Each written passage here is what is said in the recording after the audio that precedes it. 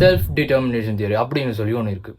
அதுன்னு நான் சொல்ல முதல் உங்கள் லைஃப்பை நீங்கள் இம்ப்ரூவ் பண்ணுறதுக்கு எவ்வளவோ ட்ரை பண்ணியிருப்பீங்க, ஸ்பீடப்பே பண்ண முடியலையா? ஒரு பட்டனை கிளிக் பண்ணுறது மூலமாக உங்கள் லைஃப்பை ப்ரோக்ரஸிவாக ஸ்பீடாக்கலாம். அந்த பட்டன் எங்கே இருக்குது தெரியுமா? இங்கே தான் கீழே இருக்கும். ஃபாலோன்னு இருக்கும், இல்லைன்னா சப்ஸ்கிரைப்னு இருக்கும். மறக்காமல் கிளிக் பண்ணிக்கோங்க. நீங்கள் உங்கள் வாழ்க்கையில் எதையாச்சும் பெருசாக அச்சீவ் பண்ணணும்னு நினைக்கிறீங்க, பட் அது ஸ்டார்ட் பண்ணி கொஞ்ச நாள்லேயே மோட்டிவேஷன்லாம் குறைஞ்சி ஒரு லேகான மாதிரி ஃபீல் ஆகும். எதுக்கு இதெல்லாம் பண்ணிட்டு அப்படின்னு சொல்லி தோணும். எதனால் அப்படி தோணுது தெரியுமா? மோட்டிவேஷன் இல்லைன்னா இல்லை, இங்கே தான் வருது செல்ஃப் டிட்டர்மினேஷன் தியரி.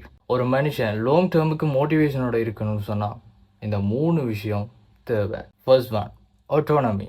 நாம் செய்ய போகிற வேலை நம்மளுடைய சாய்ஸாக இருக்கணும். அடுத்தவங்க வந்து எடுக்கிற சாய்ஸாக இருக்கக்கூடாது.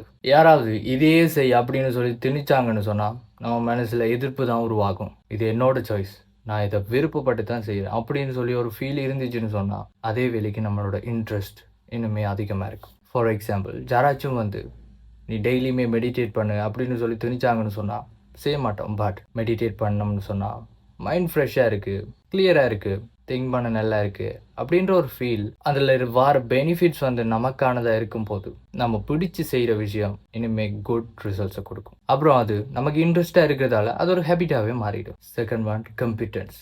நாம் ஒரு விஷயத்தில் ப்ரோக்ரெசிவாக இருக்கிறோம் அப்படின்னு சொல்லி ஒரு ஃபீல் இருக்கணும். ஃபர்ஸ்ட் டே நீங்கள் ஒரு ஸ்கில்லை கற்றுக்கும் போது அது டஃப்பாக இருக்கும். பட் நீங்கள் அதில் டெய்லியுமே இம்ப்ரூவ்மெண்ட்ஸ் பார்க்குறப்போ உங்களுக்கே குட்டியாக ஒரு கான்ஃபிடென்ஸ் வரும். அதுவே உங்களை கன்யூஸை ட்ரை பண்ண புஷ் பண்ணிகிட்டே இருக்கும். Third one, relatedness. இங்கே மனுஷங்க யாரும் தனித்தனியாக வாழ்கிறதுக்கு உருவாக்கப்படலை. நாம் செய்கிற விஷயத்தில் அடுத்தவங்களோட கனெக்ஷன்ஸ் இருக்கணும். Like a good friend, good team and நம்மளை ஆதரிக்கிற ஒரு நல்ல என்வாயன்மெண்ட் இருக்கணும். இந்த 3 விஷயமும் இருந்துச்சுன்னு சொன்னால் நம்மளுடைய முயற்சி லாங் டேர்முக்கு கன்டினியூ ஆகும். இது செல்ஃப் டிட்டர்மினேஷன் சொல்கிற சீக்ரெட் என்னென்னா, மோட்டிவேஷன்ன்றது வெளியில இருந்து இல்லை, நமக்குள்ளே இருந்து வரணும். நீங்கள் எதை அச்சீவ் பண்ணணும்னு நினைக்கிறீங்களோ இந்த 3 கேள்வியை கேளுங்க. இது என்னோட சாய்ஸா?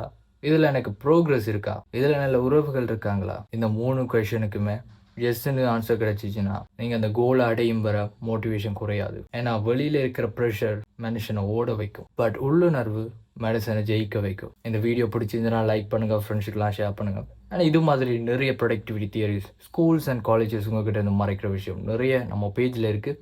டைம் இருந்தால் விசிட் பண்ணி பாருங்கள், பிடிச்சிருந்தால் ஃபாலோ பண்ணுங்கள். அப்புறம் see you.